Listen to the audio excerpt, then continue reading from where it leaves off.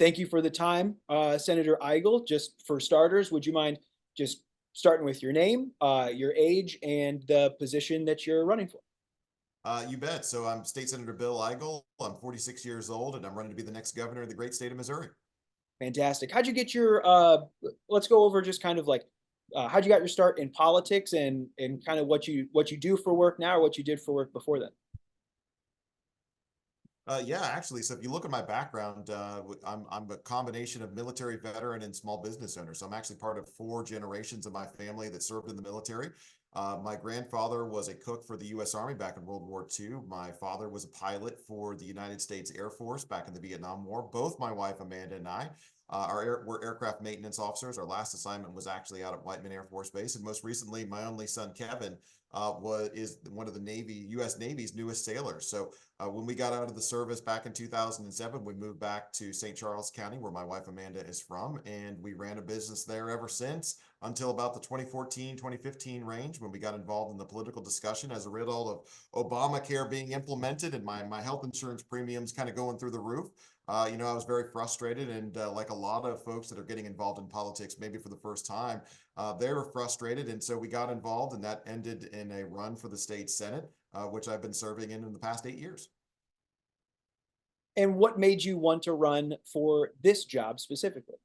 Well, I feel like we're missing an opportunity in Missouri right now to be really a leader amongst the 50 states for conservative policy. And I felt like the reason we aren't seeing bigger red conservative ideas pass and be enacted into law is because we have a lack of leadership at the top of the ship. I feel like Mike Parson has really focused on growing government. The budgets that he's passed has made government bigger than it's ever been before. I didn't like his failed response to the COVID environment. And, I look around the country and I see bold conservative governors in states like Florida, Texas, and Tennessee leading their states. And so I feel like we're missing an opportunity. And if we could have the right leadership coming out of the governor's mansion, it could be a whole new Missouri. So I'm excited to do that. I've always been one that's been willing to kind of confront the status quo down there in Jefferson City. And that's okay because I think a lot more pushing on the status quo in Jefferson City is what's going to make Missouri stronger.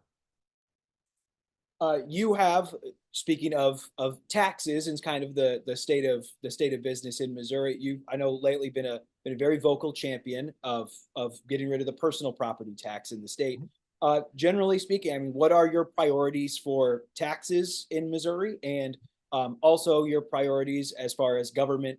We'll call it government spending, or maybe the lack of government spending. What I mean, what's your plan as the kind of someone in a big part of the budget as a governor? Well, the economic plan, and it actually, you mentioned the centerpiece. The economic plan deals with lowering the tax burden. The first thing that I'm going to go after as governor is eliminating personal property tax. The value of every personal property tax bill on every citizen in the state is about $1.7 billion per year. But we've increased state spending in Jefferson City just over the past 4 or 5 years by $25 billion. So while Mike Parson and Mike Kehoe, my opponent in this race, have been growing government to a degree we've never seen before. In fact, Mike Kehoe and Mike Parson have increased spending more in the past 5 years than every Democratic governor combined going back to the founding of the state. And that type of center-left leadership, I think, is not what Missouri Republicans are looking for. So we're going to lower that tax burden. And when we do that, just by getting back to 2015 spending levels, we're going to be able to eliminate the personal property tax so that you don't have to pay rent for the crime of owning a car every December 1st. 29 of the states have already gotten rid of personal property tax. Missouri, under an Eigel administration, will be the 30th. In addition to that, we're also going to be getting rid of income taxes. And I typically choose economic plans that benefit every person in this state, not just the powerful few down in Jefferson City that hire the most lobbyists. So when we reduce the tax burden, we're going to have a Missouri that's competing every single day and exceeding what states like Tennessee and Florida, Texas can put forward. Do you have any cuts in mind when it comes to that?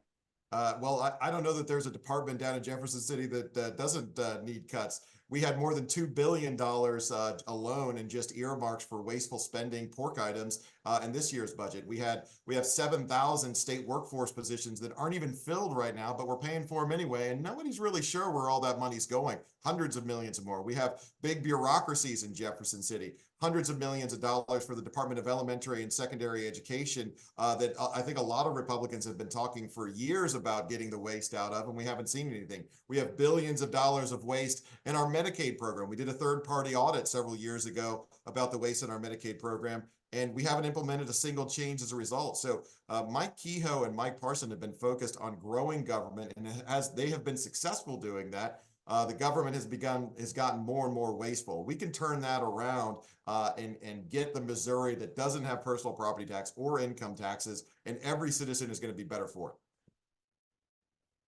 This campaign has China has become sort of a central issue in this campaign, and specifically the business that Chinese companies do in Missouri. What do you think is the appropriate relationship between the state of Missouri and specifically companies that are owned by Chinese companies? And I'll just leave it there. What do you think is the appropriate relationship between the state and Chinese companies? Well, we got to watch them very closely. They're an avowed adversary of the United States. I consider them one of America's enemies. So on this topic, I've been very straightforward that when it comes to the ownership of farmland in this state, I don't think that we should let any foreign country, including China, buy even a single square inch of our farmland. And because we've lost more than 50,000 acres of Missouri farmland to China and even more acreage to other countries, I think we need to get that land back and have it transferred or sold back to American hands. That puts me at odds with one of my opponents, Mike Kehoe, who said that he actually, or not, he didn't say it, he actually voted as a state senator in 2013 to allow the sale of more than 270,000 acres of farmland to China and to other countries. It was to facilitate the sale of one of Missouri's biggest food producers, Smithfield Foods, up in Northwest Missouri. And now Missouri is actually one of the states that has the most Chinese ownership of farmland anywhere in America. I mean, that's incredible, and it's because of who Mike Kehoe has been on the record. So if you look at my other opponent, Secretary Ashcroft, he has said that he believes that some countries ought to be able to buy some of our land. He said that publicly. My answer to that question is, I don't think we should have any foreign countries buying our land, and I think we should sell 0 acres to anybody else. So I'm really at odds with my opponents on this particular issue, and folks understand that we don't want to lose control of our food supply. It's a national security issue. And how do you go about getting it back, whether it's through maybe like negotiating a sale or for companies that are already established and working? I mean, would that involve having the companies leave, or how do you foresee that happening? Well, I've sponsored a constitutional amendment as a member of the Senate that would actually require foreign owners of farmland in the state of Missouri right now to divest themselves within 2 years of passage of the amendment. So either through a transfer or a sale back to American hands, we're going to get control of that land back.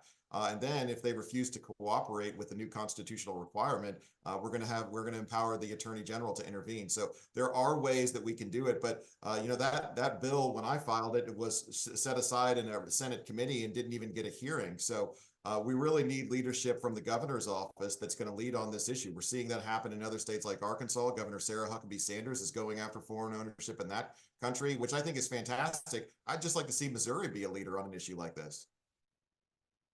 I want to talk about crime in Missouri. Do you think it's safe to live in Missouri? There are a lot of areas right now where it isn't safe. And as long as there's a single area where it's not safe to live and raise a family, leaders in those areas and at the state level aren't doing their job. I mean, I think that I'll go ahead and say it. I think you're primarily referring to our areas in St. Louis and Kansas City that we have seen descend into chaos. And, the Kehoe Parson administration really hasn't done anything about it. I've made a commitment that we're going to have some short and some long-term answers to this problem. In the short term, I'm going to put more law enforcement where the crime is happening. I'm going to triple the highway patrol presence on the highways leading into and out of our soft on crime urban centers. And we're going to make sure that law enforcement is a position to put bad guys in jail. But, the cities are also being used as gateways, not just for human trafficking, not just for fentanyl, but for the illegal immigration problem that we have in this state. I've come out and been very forthcoming that we're going to begin under an Eigel administration. We're going to begin one of the biggest statewide deportations of illegals that the country has ever seen. We're estimated to have 77,000 illegal immigrants in the state of Missouri right now. The cost of those illegal immigrants, not just in the crimes that some of them are committing in our urban areas, but in our healthcare apparatus, our school system, is estimated to cost the state more in tax dollars than what we pay from personal property tax to begin with. I mean, that's extraordinary if you think about it. So I'm going to begin what Mike Parson and Mike Kehoe should have been working on for the past 4 years. But of course, Mike Kehoe came out last weekend and said that any plan to deport the illegals is foolish or impractical. Well, that puts Mike Kehoe at direct odds with Donald J. Trump, who has promised a mass deportation of illegals. And I never thought that, I didn't have it on my bingo card that Republican gubernatorial candidates would be opposing the Trump administration vision. But Mike Kehoe is a pretty liberal guy, so I guess it doesn't bother him. Are there any like crime reduction or crime fighting programs that currently maybe exist at the state level, or maybe those that you've seen locally, like where you live or where you've seen, that you'd like to see maybe expand them or continue to invest in them further? Well, I don't know that it's a program, but an executive order from the governor putting the highway patrol, expanding the highway patrol presence on those highways that are being used for criminal, used as conduits of criminal activity, I think would be a great start. That's something that Mike Parson and Mike Kehoe could do today, but they just continue not to act. And that, again, that goes back to the real problem of a lack of leadership in Jefferson City. There are also some legislative proposals that I would be supportive of that I think would help over the long term. One of those things, I've been very supportive of the St. Louis City Police Department getting under state control, so that we could make sure from the state level that the police officers would have the resources they need. I'm also supportive of something called known as concurrent jurisdiction. And basically, that's a legal term, but what that basically means is if you have prosecutors in those local areas that don't want to prosecute bad guys, that the attorney general of the state can step in and begin putting bad guys in jail. So yeah, there's things that we can do legislatively, but there's no overcoming the fact that right now we just have a total lack of leadership from our governor. And Mike Kehoe, along with Mike Parson, part of the problem. I do want to ask about the immigration program as well. It's been another centerpiece of this election, and certainly your campaign as well. Would you mind explaining how your mass deportation program would work? Yeah. Yeah, you bet. So on day one, we're going to declare an invasion under Article 4 of the Missouri Constitution. So the governor has such an authority to declare an invasion, and then the Constitution empowers the governor to actually go take what necessary steps to repel such an invasion. So that means that immediately after that declaration, the Highway Patrol, the National Guard, and every sheriff in every county of the state will now possess the authority to detain people who are suspected of being here illegally and deporting them to the nearest port of entry. So this should have been done years ago by the Parson administration. We don't actually have to wait until January and a new governor's administration to get this done, but they continue to do nothing. And of course, I mean, Mike Kehoe, who's been a part of this administration, when he calls it foolish to pursue a plan like this, well, he's for amnesty. I mean, you're either for deporting folks who are here illegally, or you're for amnesty if you're okay with them staying. Mike Kehoe has chosen amnesty. Donald Trump and myself have chosen deportation. And you think and you think that the Missouri budget as it stands right now, the money that the state has, could absorb the cost of engaging in that? Oh, without question. For less than right now, we spend less than $1 billion on our highway patrol and our National Guard, and we have a $52 billion budget. So I'm fond of saying that of all the problems we have in this state, none of them have anything to do with the lack of resources going to government somewhere that require these funds. There's a lot of things we want to cut out from the budget. Of course, there's a lot of waste in there, and when we do, we're not only going to have room to make sure that we are lowering the tax burden, but we're going to have a lot of room left over to make sure that we're giving law enforcement the resources they need, or it's part of the process of deporting all the illegals that are in our state today. There's plenty of money in Jefferson City. How do you ensure that a deportation program like that it doesn't include people who are here legally? How do you ensure like the accuracy, or that this doesn't upend, lawful legal citizens' lives? Well, it's not targeting lawful legal citizens. For those that are suspected of being here illegally, our officers are going to detain those individuals and find out what their status is. And for those individuals that are here illegally, we welcome them. With residents from other states, we welcome those individuals. But for those that have broken immigration law, that are putting a burden on our state resources, committing crimes in many cases, for those committing crimes, we're going to put those people in jail. And for those that are here illegally, we're going to deport them to the nearest port of entry of the country. We talked a little bit earlier, I know, in talking about spending, about education and the Department of Education. What is your current take on the state of public education in Missouri? Well, if you look at the outcomes we have in the state right now, they're not nearly good enough. I mean, less than a third of our children are able to do reading, writing, and arithmetic at grade level.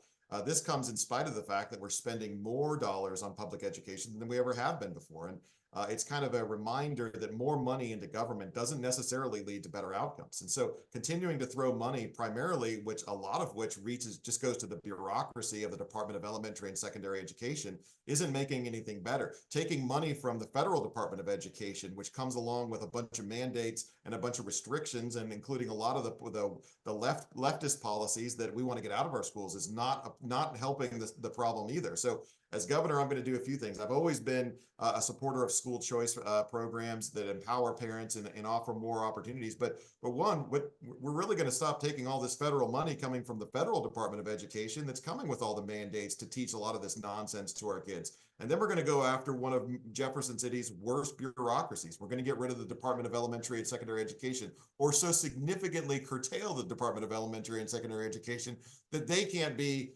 this clearinghouse of bad policy and waste that really I think it's become today. So that's going to do that. Republicans have been talking about doing that for more than a decade. I'm going to be the governor because I've always had a willingness to confront these special interests and these status quo institutions. I'm going to be the one that actually delivers on that.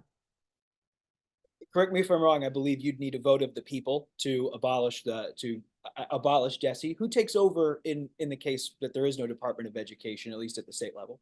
Let me clarify one thing. You're right. To officially get rid of the entire entity, that would require a change to the Constitution. But right now, it's an organization of more than 1,800 individuals, and most legislators have no idea what any of these folks are actually doing down in Jefferson City. So, as the governor of the state, we could, without a constitutional change, significantly, you could theoretically shrink it down to a single person down there at the Department of Elementary and Secondary Education. So we've got a long way to go in reducing the bureaucracy. I suspect there are going to be some reporting mechanisms that are going to maintain as part of what we want to do down there, but we're going to get rid of all these mandates and requirements that have been created or passed down from Jefferson City from Washington, D.C., or who knows where. And we're going to free these local school districts up to really start teaching reading, writing, and arithmetic that the kids unfortunately have gotten away from in today's government affairs.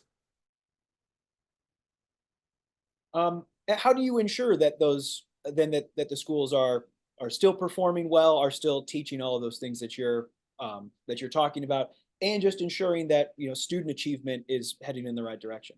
Well, we're always going to have requirements for schools to be reporting on certain statistics that demonstrate academic progress. And there's no question about that.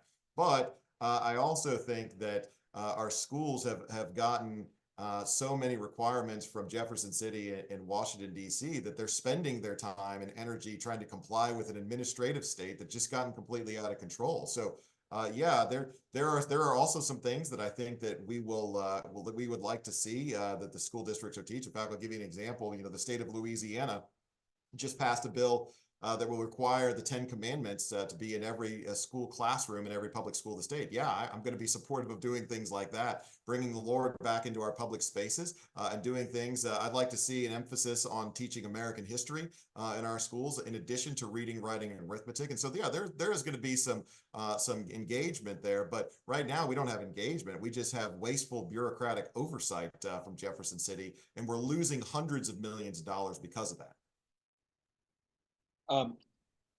Briefly want to touch on healthcare as well. What's your plan on maybe on reversing kind of the trend we've seen lately of many hospitals, especially in rural areas, closing down, closing up shop? How do you reverse that trend?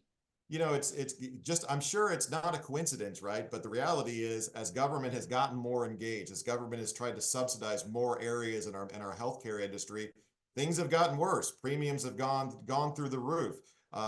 Outcomes have been on the decline. The hospitals in rural areas with a smaller population have begun to close. And this is a real problem in spite of the fact that we just continue to throw more and more money at a fewer and fewer number of organizations that provide healthcare. Right now, the United States now has some of the most expensive healthcare of anywhere on the planet. That's crazy. And it's all been driven because of inefficient government that's really tried to take over our healthcare apparatus. So the first thing we want to do is we need to go through our Medicaid program. That's our biggest government program, our biggest government bureaucracy, where we have some of our most vulnerable citizens, and get rid of the waste that is actually creating a burden. Where every dollar that goes into government-run healthcare, it's putting an additional emphasis and burden on those that are private paying, that those are getting their healthcare outside of government. So we can help that by making sure the government-run healthcare, and there are citizens that we are going to continue to help, that most every rational, sane person believes that we ought to. Those of us that are disabled, some of our senior citizens, we're always going to do that. But we're also going to make it an efficient system, which right now is already known to have billions of dollars of waste. I'd also like to see work requirements implemented for those that are getting benefits if they're able-bodied. If you're able-bodied and on one of the Medicaid programs on the state, I believe there ought to be a work requirement for that. So now not everybody on our program is able, or on our Medicaid program is able-bodied, but if you are, I think you ought to work. As of us doing this interview, we will see if there is a November ballot question in Missouri regarding reproductive health care and abortion.